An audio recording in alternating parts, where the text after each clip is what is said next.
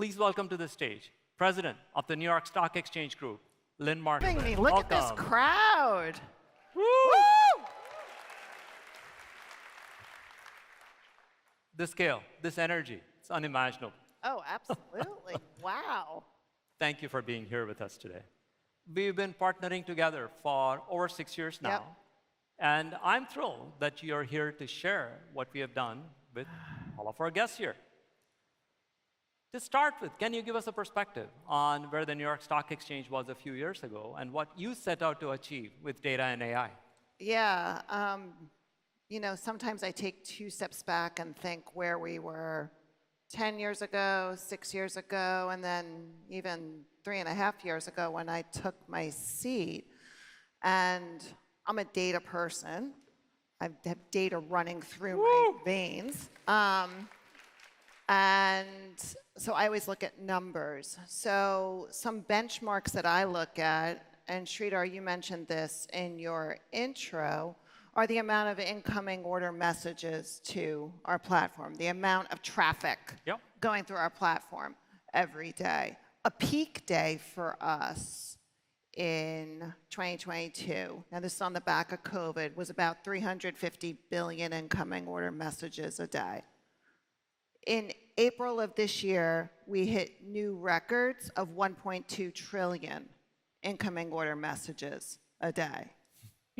So from our perspective, we have 2 incredibly important jobs. One is around market integrity, focused on transparency, and the other is around efficient risk management. So ensuring that those messages get processed incredibly efficiently so that people know the risk in their portfolio. We can't do that without having incredible technology. AI, good technology that enables us to match those trades really quickly, but then importantly, surveil our markets afterwards to ensure that we catch any nefarious behavior in our markets. That's really great to hear. And that transition that you talk about from where you were even 3 years ago to here sounds pretty incredible. That's more than 3x.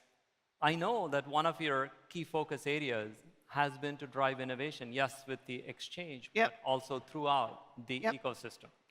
You've done a lot of investments. And obviously, these investments came in handy as we started hitting record peaks this year. So how are you continuing to drive this innovation forward and your investments? Where are they yielding results in the ecosystem? Yeah, so it's not just about having really good hardware. We've gone through a big hardware and platform refresh, which we completed in 2023, which had we not done that, we wouldn't have been able to process those messages. But now, as I think going forward, it's not just the New York Stock Exchange and the core matching engines, it's our other businesses, our fixed income and data services business, our mortgage tech business. And for us, it's all about the sanctity of data, because what really powers AI is that good source of truth. If you don't have a source of truth, you're going to have unfortunate outcomes. Now, we've been working with you all for more than 6 years, initially just from a data storage and then a data sharing, and now more recently with Cortex and the analysts and search and LLM and all of those additional tools, because the amount of volume of our data keeps growing exponentially. And we are very focused on protecting the sanctity of that data, the privacy of that data. So for us, it's about how do we leverage our infrastructure and put really good AI-enabled tools on top of that infrastructure to allow us to parse through this voluminous data set across all of our businesses. Yeah. Well, what's also unique about you is, like many of our customers here, you operate in a tightly regulated industry. What advice would you have for people from financial services or healthcare that are working their way through AI addendums, trying to figure out how to get their folks to approve them? Yeah, that's where there have been some use cases that AI has demonstrated its efficiency. Now, parsing through rule sets, if I look back on the amount of rules that have been layered on top of at least the exchange, we've had probably a 40% increase in rules over the last 10 years. Right. And they've not gotten simpler. They've gotten a lot more complicated. So trying to figure out how that dovetails into our system functionality. Humans can do some of that, but humans need good technology. Humans need AI in order to do that.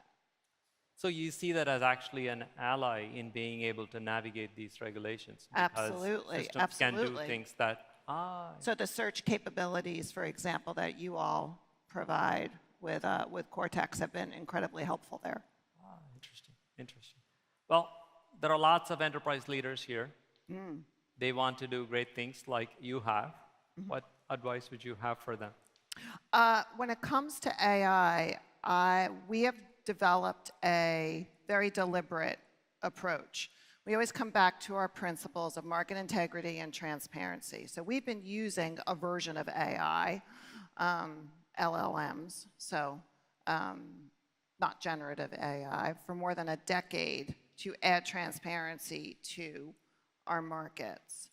We continue to be very deliberate and not stray from our two core principles around transparency and market integrity.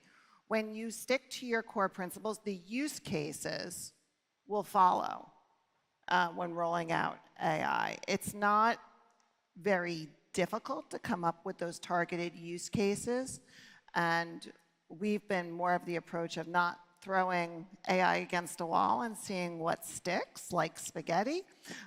We've been more deliberate about, okay, we know we can get efficiency from natural language processing, from sharing information across our mortgage data footprint, for example, to make the process of buying a house a lot more efficient for the end user. So if you think about where are the big problems, and you layer that alongside what your principles are, your use cases will follow. I love that. Make sure you follow and enunciate the principles that you care about that are inviolable, and then look for where you get leverage from them. Yep. You'll get a ton of efficiency from following that kind of approach, and it'll be very deliberate. Well, thank you, Lynn. Folks, please give Lynn a huge round of applause. Thanks so much. Thank you so much. Thanks for having me. You.